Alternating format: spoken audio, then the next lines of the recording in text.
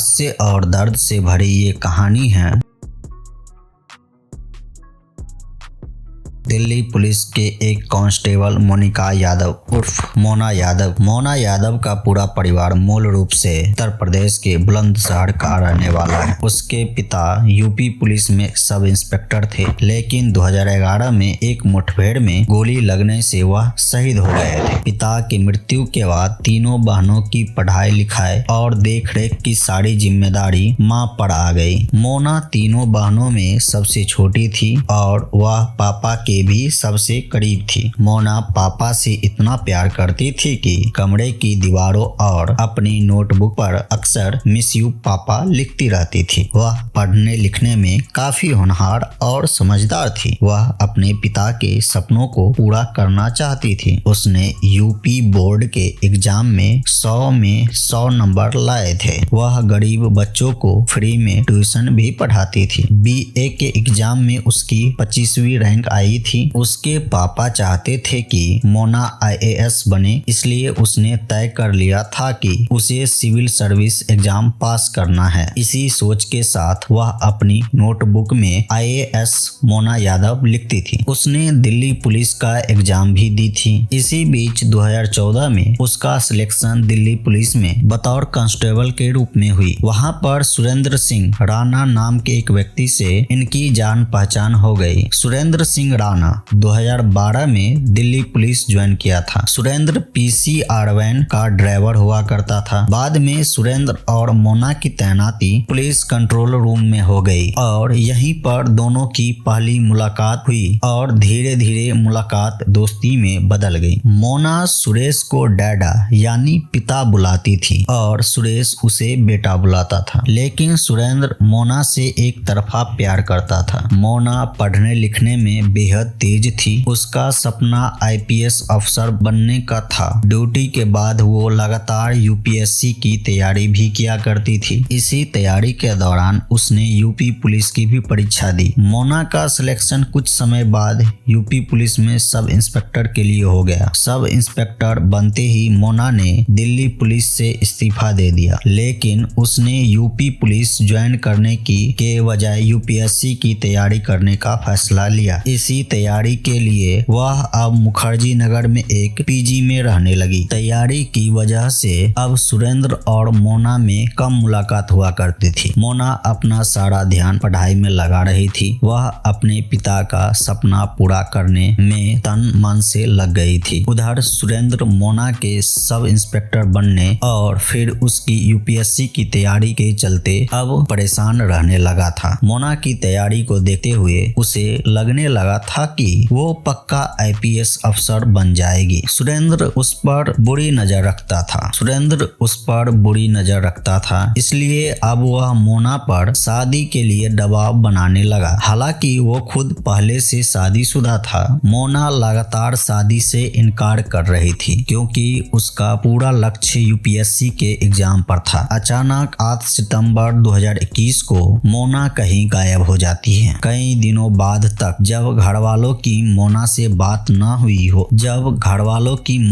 बात नहीं हुई तो घरवाले काफी परेशान हो रहे और मोना को ढूंढना शुरू किया। उसने हेड कांस्टेबल सुरेंद्र को भी फोन किया। उसने बताया कि उससे भी कई दिनों से कोई बात नहीं हो पाई है क्योंकि हेड कांस्टेबल सुरेंद्र कई बार मोना के घर जाया करता था, जिसके वजह से मोना के परिवार वाले सुरेंद्र को अच्छी तरह से जानते थे। इसलिए परिवार वालों ने सुरेंद्र को मोना को ढूंढने की जिम्मेदारी दी। ऊपर से वो पुलिस वाला था। जब इससे भी कुछ पता नहीं चला तो सुरेंद्र मोना के परिवार वालों के साथ मुखर्जी नगर पुलिस स्टेशन गया। 20 अक्टूबर 2021 को मुखर्जी नगर पुलिस स्टेशन में मोना की गुमशुदगी की रिपोर्ट लिखवाई गई। पुलिस के लाख प्रयासों के बावजूद पूर्व महिला कांस्टेबल का पता नहीं चल सका। कुछ दिनों बाद सुरेंद्र ने परिवार वालों को बताया कि वह अरविंद नाम के लड़के के साथ शादी कर ली है और उसी के साथ चली गई है। एक दिन मोना के परिवार वालों को एक कॉल आया। उधर से आवाज आई कि मैं अरविंद बोल रहा हूँ और मोना और मैं गुड़गांव में हैं और हमने शादी कर ली है। अरविंद ने फोन पर मोना के परिवार वालों को बताया कि मेरा परिवार हमारी जान के पीछे पड़े हैं और अभी हम पंजाब जा रहे हैं और रोहतक पहुंच चुके हैं। हम 10-15 दिन में आपके घर आएंगे। जब मोना के परिवार वालों ने मोना से बात कराने को कहा तो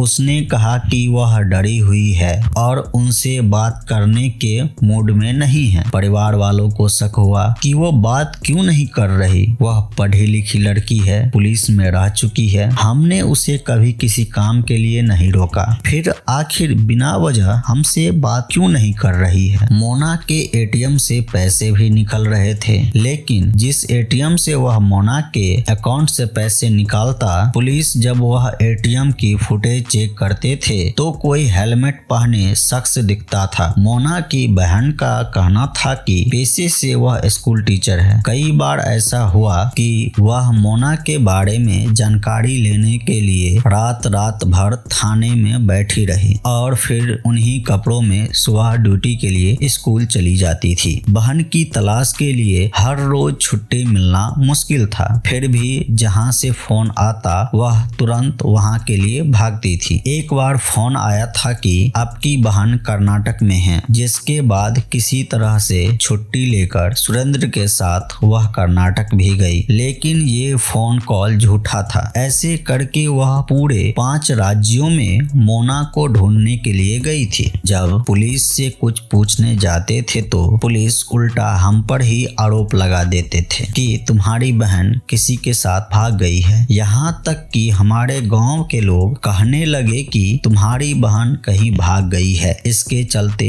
मेरा पूरा परिवार परेशान रहने लगा था। मेरे पिता ने हम तीनों बहनों को अच्छे संस्कार दिए थे और हमेशा बेटों की तरह पाला था, इसलिए ऐसे आरोप सुनकर हम लोग डिप्रेशन के शिकार होने लगे थे। लेकिन मैंने हिम्मत नहीं हारी। जन सुनवाई में मोना की बहन पुलिस कमिश्नर संजय अरोड़ा से मिली। जब उसने सारी बात बताई तो वहां बैठे हर शख्स को झकझोर दिया। सदमे से भरी एक महिला जो कुछ भी बोल रही थी, उसका हर शब्द सीने में चुभ रहा था। वह बातचीत करते करते कई बार बेहोश हुई। इसके बाद 12 अप्रैल 2023 को एफआईआर में अपहरण के आरोप को जोड़ा गया और ये केस क्राइम ब्रांच को ट्रांसफर कर दिया गया। क्राइम ब्रांच ने तो सबसे पहले उस नंबर को ट्रेस किया जिस नंबर से मोना की बहन को कॉल आया करता था। जांच में पता चला कि ये नंबर टीपी राजपाल नाम के शख्स का है। क्राइम ब्रांच की टीम ने जब राजपाल को हिरासत में लिया और उससे पूछताछ की तो 2 साल से दफन राज का पर्दाफाश हुआ। राजपाल ने रोबिन नाम के शख्स का नाम लिया। जब पुलिस ने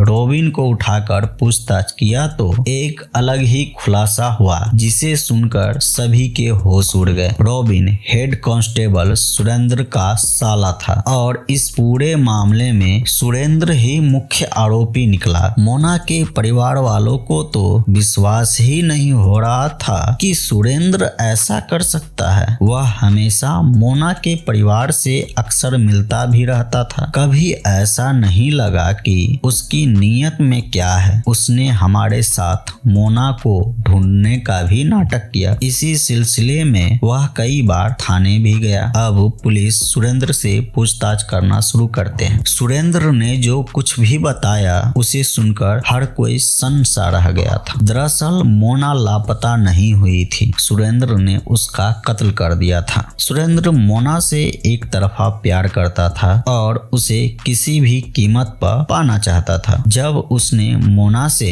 इस बारे में बात किया तो मोना साफ तौर पर मना कर दी और बोली कि मुझे पढ़ाई करके आईएएस बनना है, अपने पापा का सपना पूरा करना है। इस पर 8 सितंबर 2021 के दिन सुरेंद्र मोना को अपने घर के तरफ बुराड़ी पुस्ता ले गया, जहां उसने पहले मोना का गला घोंटा और फिर उसे वहीं पास के एक नाले में उसे डुबो दिया। उस समय नाले में कम पानी था, इसलिए उसने सब को छिपाने के लिए उस पर पत्थर भी डाल दिया। मोना को नाले में डालने से पहले उसके आईडी कार्ड, एटीएम कार्ड जैसे सामान अपने पास रख लिया। मोना की हत्या करने के बाद सुरेंद्र ने मोना के परिवार को फोन करके बताया कि वह कहीं गायब हो गई है, जिसके बाद उसने परिवार वालों के साथ मोना को ढूंढने का नाटक भी किया। इसी सिलसिले में वह कई बार थाने भी गया। सुरेंद्र ने सबको भ्रम में रखने के लिए एक लड़की को मोना बनाकर कोरोना वायरस का टीका लगवाने ले गया, ताकि मोना के परिवार वालों को लगे कि वह जिंदा है। लेकिन जब लगा कि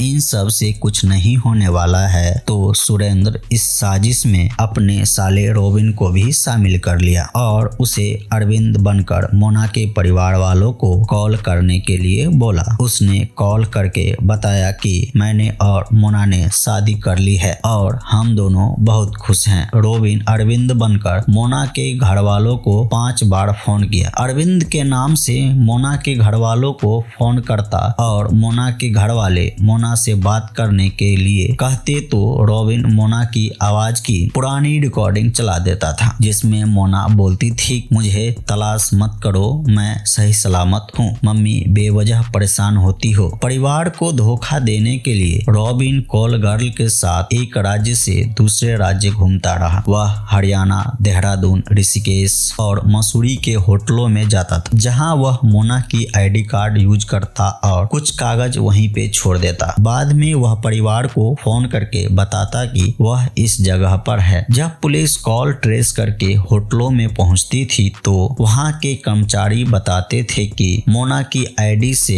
एक लड़की यहां आती थी। इससे पुलिस को लगता था कि मोना जिंदा है और वह जानबूझकर अपने माँ बाप के पास नहीं आना चाहती है। वह मोना के बैंक अकाउंट से ट्रांजैक्शन भी करता था। लेकिन जब पुलिस एटीएम की सीसीटीवी फुटेज चेक करते थे, तो एक आदमी चेहरा छुपाए रहता था। दरअसल वह रॉबिन होता था। वह मोना का सिम कार्ड भी यूज करता था। सुरेंद्र पुलिस के अधिकारियों के सामने भी पूछताछ में लगातार बड़े बड़े अफसरों को गुमराह करता रहा। वह इसमें कई दिनों तक कामयाब भी रहा। लाश बरामद करने के लिए एक जगह से दूसरे जगह ले जाता, लेकिन लंबी पूछताछ के बाद वह टूट गया और पुलिस ने बुराड़ी इलाके के नाले से एक कंकाल निकालते हैं और उस कंकाल को फोरेंसिक टीम के पास भेज दिया। इसके बाद पुलिस तीनों अपराधियों को न्यायिक हिरासत में भेज दिया। ये कहानी सुनकर आपको कैसा लगा, अपना विचार जरूर कमेंट बॉक्स में बताएं।